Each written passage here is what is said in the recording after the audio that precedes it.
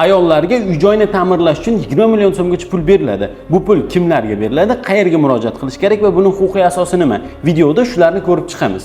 Bu yordamni 30 yoshdan oshgan hamda ayollar daftarida turadigan, oilasi kambag'al oilalar reyestriga kiritilgan, shuningdek, oilaning har bir a'zosiga to'g'ri keladigan daromad miqdori 1 million 300 ming so'mdan ko'p bo'lmagan xotin-qizlarga beriladi. Yuqoridagi talablarga mos tushadigan ayollar o'zlarining mahallalariga murojaat qilishlari lozim. Mahalla yetkiligi tomonidan ularning oilaviy holati o'rganib chiqiladi va dalolatnoma tuzib, kerakli joyga yuboriladi.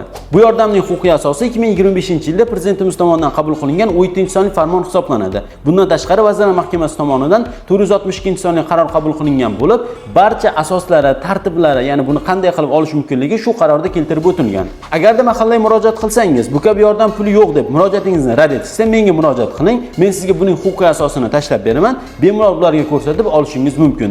Ushbu videoni barcha uy-joyini ta'mirlamoqchi bo'lgan tanishlaringizga yuborib qo'ying.